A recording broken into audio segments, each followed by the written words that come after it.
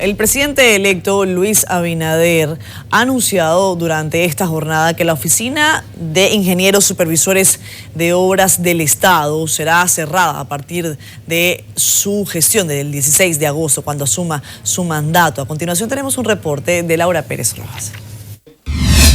La OISOE fue creada en el periodo de los 12 años del presidente Joaquín Balaguer como Oficina de Ingenieros Supervisores de Obras del Estado, con la finalidad de que la presidencia manejara las principales obras de infraestructura que construía el Estado. Esa oficina llevaba a cabo casi todas las obras de infraestructura grande que se construían, que en los tiempos de Balaguer era mucho dinero.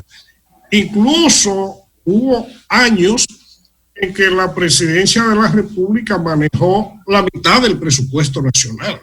El economista, fundador de Participación Ciudadana y exministro de Economía Isidoro Santana, afirma que esa oficina manejaba casi el 50% del presupuesto del Estado en el gobierno de Balaguer. En los gobiernos de Balaguer se construían mucho, presas, carreteras, viviendas, canales.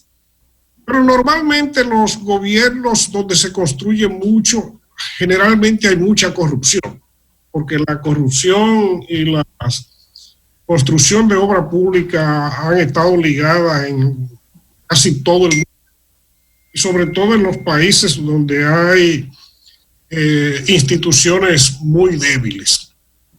De modo que era un escándalo nacional la corrupción que había en torno a la construcción de obras públicas y generalmente se acusaba mucho a esa oficina, a la OISOE. Cuando el Partido Revolucionario Dominicano llega al poder en el año 1978 con el doctor Antonio Guzmán, se ordena por primera vez la desaparición de la referida oficina por entender que era un foco de corrupción. Y transferirle todas sus funciones al Ministerio de Obras Públicas. Obviamente en ese tiempo la construcción de obras dejó de ser tan importante, en parte porque al gobierno de Antonio Guzmán le tocó una época muy mala de altos precios del petróleo y de baja recaudación impositiva, y lo que quedaba para construir obras de todas maneras era poco, pero todo se transfirió al Ministerio de Obras Públicas. Cuando Balaguer regresa al poder nuevamente en el año 1986, vuelve a decretar la creación de la Oficina Coordinadora y Fiscalizadora de Obras del Estado.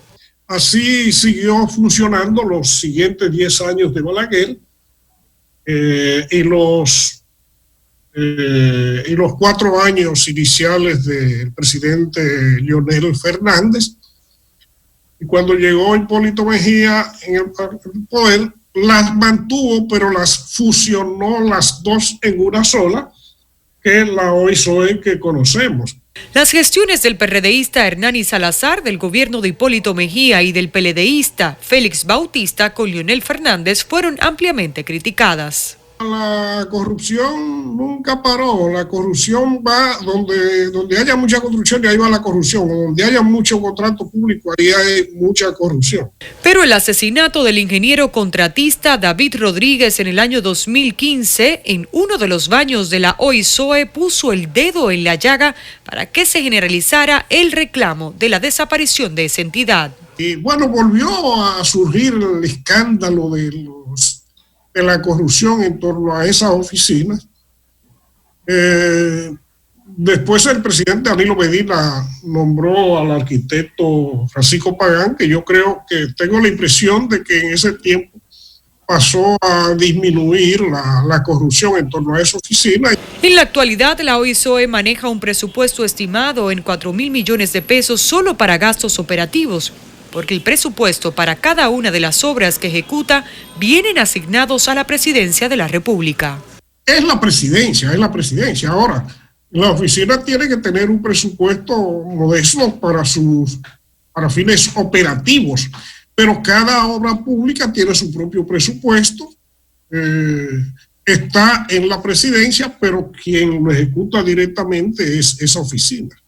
Con el anuncio del presidente electo Luis Abinader de que eliminará la OISOE, el futuro gobierno tendrá que cancelar o reubicar a cerca de 2.000 empleados que están asignados a la oficina central y en 3 direcciones regionales con salarios que van desde 5.280 pesos a un conserje hasta 275.000, que es el sueldo del actual director Francisco Pagán. Para CDN, Laura Pérez Rojas.